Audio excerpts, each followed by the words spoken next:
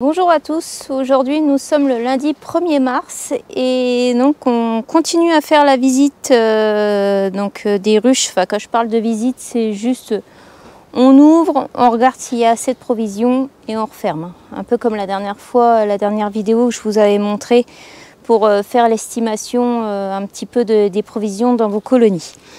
Là aujourd'hui elles sont principalement, je vais vous montrer, sur le noisetier. Alors, je vais regarder une ici qui est en train, elles sont toutes en train de ramener du pollen.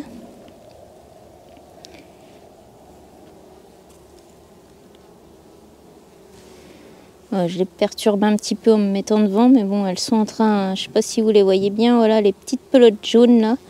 Donc principalement le noisetier et ce qui a démarré là en fin de semaine, donc on a eu les premières floraisons du saule marceau chez nous. Donc là ça les booste bien un peu pour la ponte de la reine et puis pour nourrir les petites larves qui se trouvent à l'intérieur des ruches. Là, en regardant un petit peu au-dessus des rayons des ruches, on commence à apercevoir du couvain fermé. Donc là, la ponte, elle est quand même bien repartie, surtout avec la semaine qu'on a eue là à 18-19 degrés. Donc il y avait quand même des belles rentrées de pollen la semaine dernière. Je vais faire une courte vidéo aujourd'hui, c'est juste pour répondre aux questions que vous m'avez posées. Donc justement au sujet de la dernière vidéo que j'avais mis sur l'estimation des provisions des colonies. Donc j'ai pris ma checklist pour oublier personne. Et puis on va y aller petit à petit, je vais vous répondre. Je vais simplement enfiler mon voile là et puis mettre mes gants et vous expliquer un petit peu, parce que vous avez été nombreux à me demander comment je faisais pour mettre le candy sur les colonies, étant donné qu'il n'y a pas de nourrisseur dessus. Donc je vais aller chercher ce qu'il faut et puis je vous dis à tout de suite. Alors on va ouvrir celle-ci pour déjà revoir un petit peu l'état de la colonie et puis je vais vous montrer comment je pose le pain de candy pour justement subvenir aux besoins de la colonie pour qu'elle tienne le coup jusqu'au 15-20 mars. Nous, généralement, c'est un peu le début de la saison où il commence à avoir les premiers nectars qui vont rentrer. J'ouvre celle-là. Alors là, c'est pareil, il y a une question qui m'avait été posée, donc c'est Véro qui m'avait demandé pour ceci. Donc en fait, ça s'appelle un isoruche. C'est un coussin à bulles qui est emballé dans un plastique et donc qui protège les abeilles du froid l'hiver et de la chaleur l'été. Donc ça, vous le trouvez dans tous les bons vendeurs de matériel apicole. Donc on va ouvrir celle-ci et puis on va faire un petit peu l'état des lieux de la colonie si on veut. Donc je vais vous rapprocher. Alors, on voit ici, avec le soleil ça sera mieux, ici on voit qu'il reste encore beaucoup de provisions, ici. En fait c'est une colonie qui a terminé sur la luzerne, donc là, ces colonies-là, elles n'ont pas été nourries, puisqu'elles sont encore bien pourvues en réserve. Elles sont encore très lourdes, il y a encore du miel ici, et puis du miel là encore en dessous. Donc voilà, donc celle-ci, et bien évidemment, il n'y a pas besoin de la nourrir. Donc je vais lui remettre un petit coup de fumée pour qu'elle redescende un petit coup, voilà. Donc pas besoin de nourrir, mais je vais vous expliquer quand même comment je fais pour justement pour les complémenter si vraiment il y a besoin. Alors ce que je fais déjà dans un premier temps, je les enfume pour qu'elles redescendent bien et que j'écrabouille pas les abeilles. Donc là j'enfume comme ça. Et je vais vous reposer 2 minutes pour vous expliquer. Voilà.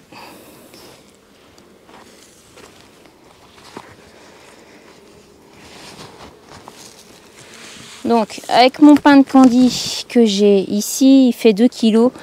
Moi généralement je leur mets pas le pain de candy en entier, hein. Ça fait beaucoup trop gros pour 15 jours, 2 kilos, je trouve que ça fait beaucoup.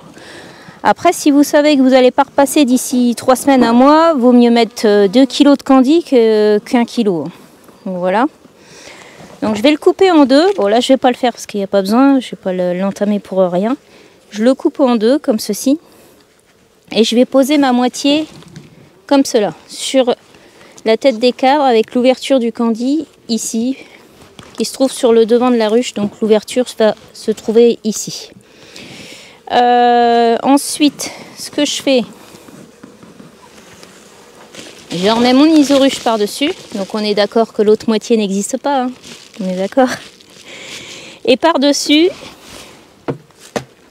donc en fait pour vous schématiser, je vais mettre le lève-pad à la place pour pouvoir bien fermer. Donc on imagine que ça c'est ma poche de candy. Je repose par dessus mon isoruche.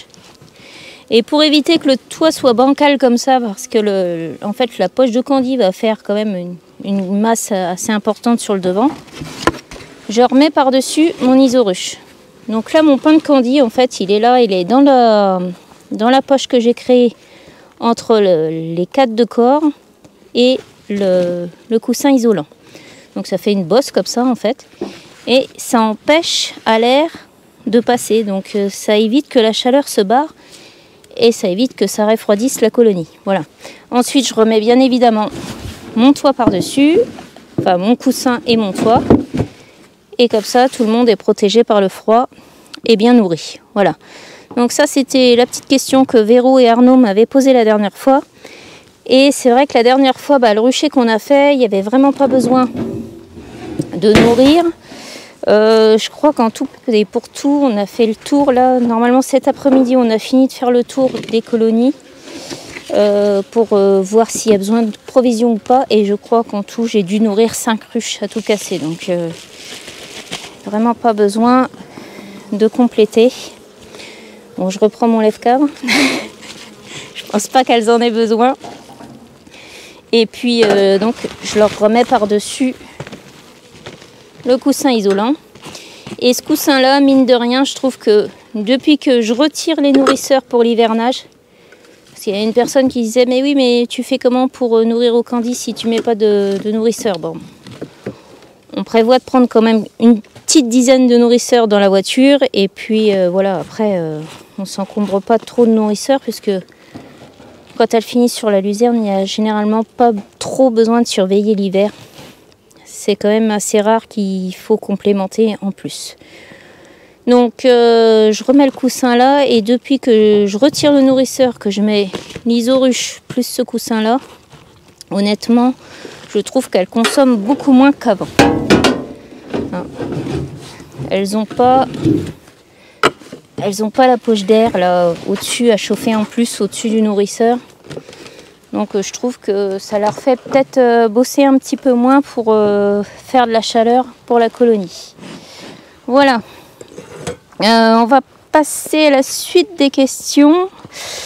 Oui, il y avait une personne aussi qui me demandait, parce que c'est vrai, en fait, je ne gratte pas le dessus des cadres là. Je sais pas si vous voyez, si, vous devez voir là. Là en ce moment je gratte pas le dessus des cadres. C'est le minimum syndical on va dire. Je les laisse tranquilles. Je fais juste une brève ouverture. Je refroidis pas toute la colonie là. Bon aujourd'hui il fait 13 degrés. Elles sortent un peu, il fait beau, c'est bien. Mais je vais pas gratter. Je vais pas gratter tous les cadres de corps. Enfin tout le dessus des cadres de corps pour que ça soit propre nickel. Ça, on va le faire au moment où on va poser les hausses. Donc je pense qu'on posera les hausses début avril. Généralement c'est la date à laquelle on les pose. Et je gratte la tête des cadres parce qu'en fait après je mets une grille à rennes. Et si je gratte pas la tête des cadres, la grille à rennes se retrouve collée sur la cire de la tête des cadres. Et quand on veut retirer la première hausse, une fois qu'il y a du miel dedans, il y a tout qui vient avec. La grille à rennes, la tête des cadres, bon bref, tout reste collé. Et je trouve que c'est pas génial pour visiter la ruche. Et puis bon, faut que ça soit un minimum propre pour pouvoir bien travailler. Voilà. Il y a toujours la même personne derrière moi qui fait du bruit. Donc c'est Pauline. Hein. Voilà, vous ne l'entendrez pas beaucoup parce que Pauline, elle est discrète. Donc elle travaille, elle fait beaucoup de bruit, mais elle travaille bien. Donc ça va. Donc pendant que je discute, elle s'occupe de voir s'il y a besoin de compléter ou pas les provisions. Voilà. Maintenant, elle se forme un petit peu elle-même. Enfin, elle travaille, elle se débrouille un petit peu toute seule parce qu'elle a aussi une ruche. Donc maintenant, elle sait de quoi, comment faut s'occuper des colonies. Donc voilà. Et puis, donc on va faire la suite des questions. Donc pour poser le candy, voilà. Donc ça, c'était bon. On y avait répondu. Après, j'avais la question, oui, j'avais un monsieur qui m'avait demandé, enfin il y a eu plusieurs questions qui m'ont été demandées, c'était sur le frelon, comment je faisais pour gérer le frelon asiatique. Alors, à ce niveau-là, je ne peux pas vous donner de solution parce que moi-même, je vais dire que je débute en la matière. Je ne sais pas trop encore comment gérer la bestiole. Je pense qu'à partir de maintenant, après, bon, bah, vous avez plusieurs vidéos sur YouTube qui parlent du frelon asiatique. Je pense qu'en cherchant bien, vous arriverez à trouver votre bonheur. Mais après, c'est vrai que je pense qu'il faudrait, à partir de maintenant, que je commence à piéger. Surtout pour choper les fondatrices à cette époque-là de l'année. Je pense que c'est le moment...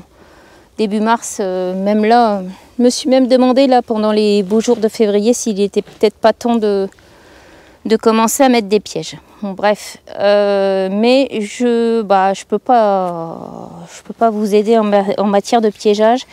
Par contre, bon, bah, j'ai regardé tout comme vous. Je pense que vous regardez les vidéos sur YouTube et je pense que vous trouverez votre bonheur avec toutes sortes de pièges possibles pour arriver un petit peu à rabaisser la pression du frelon asiatique. Ensuite,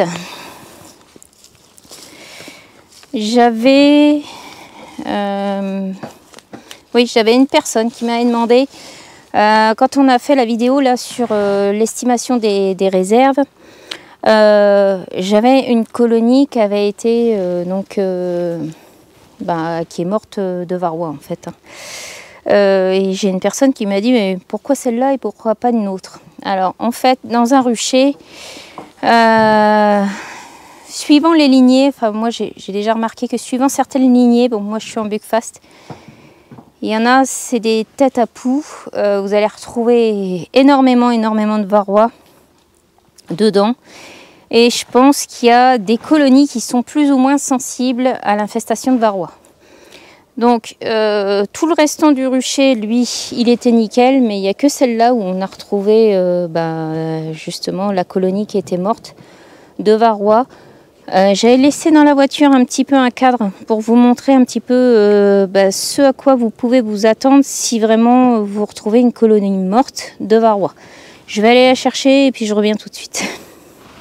Voilà, on se retrouve devant le cadre que je vous ai mis de côté d'une colonie qui est morte de varroa. Donc on a retrouvé la semaine dernière et bon, j'ai pensé à vous le garder pour vous montrer ce que vous pouvez retrouver si vous avez un doute sur une colonie. Généralement vous allez retrouver la colonie. Il restera quasi plus d'abeilles dans cette colonie, même au fond du plancher. Donc on se retrouve avec des ruches qui sont quasi vides d'abeilles. Donc là, sur le côté gauche du cadre, il nous reste du miel. Donc déjà, on peut se dire que la colonie n'est pas crevée de faim. Et ensuite, ce qu'il faut regarder dans un premier temps, c'est de voir si vous avez du couvain qui est percé ou pas. Donc là, bon, les trous sont assez visibles. Je parle de cette alvéole-là. Donc là, vous avez déjà un trou qui est quand même assez gros. Sinon, ce sont des trous assez petits, genre comme ceci. Donc voilà, donc on se retrouve bien souvent avec du couvain, quelques alvéoles de couvain fermés. Et ce que vous allez retrouver, en fait, ce sont des abeilles qui tirent la langue comme ceci. Donc il y en a une là, il y en a une ici. Voilà un petit peu ce qu'on retrouve quand on a une colonie qui est morte de varroa. Et donc après, en fonction des colonies, en fonction des lignées, il y en a qui sont plus ou moins sensibles à tout ça. Ce qui explique dans le rucher qu'on avait vu ensemble la dernière fois, qu'il y a des colonies qui meurent de varroa et d'autres qui sont moins sensibles à ça et qui sont encore là en fin d'hiver. Voilà. Alors aussi, j'avais une autre question au sujet des cadres de provision que je retrouve dans les colonies qui sont mortes. Donc ce que je fais généralement, c'est que les cadres de provision, ce sont mes colonies, je sais l'état sanitaire qu'elles ont. Et si je sais qu'elles sont mortes de varroa ou si elles étaient bourdonneuses, bien évidemment, je vais garder ces cadres de provision. Mais je vais généralement privilégier les cadres qui sont plutôt jaunes, pas des vieux cadres noirs là, comme il y a là, hein. Des cadres foncés comme ça, je ne vais pas les garder. Je vais plutôt privilégier les cadres qui sont encore un petit peu jaunes, des cadres assez récents, on va dire, qui ont maximum 2 ans. Ça, on le reverra ensemble dans une autre vidéo parce que la semaine prochaine, ils annoncent du froid, il va faire moche. Donc je pense que j'aurai le temps de trier justement tous mes cadres de ruche et de vous montrer un petit peu comment je les stocke. Et puis ce que je garde et ce que je garde pas. Voilà, donc comme ça on verra tout ça ensemble. Je voulais terminer là-dessus et je voulais aussi passer un bonjour à la Turquie et au Canada qui me regardent de chez eux. Je voulais les remercier pour leur participation et leur petit coucou. Et voilà, donc on va terminer là-dessus. N'hésitez pas à partager, liker ma vidéo, à vous abonner si ce n'est pas fait. Et puis je vous dis à tout bientôt pour une prochaine vidéo. À ciao!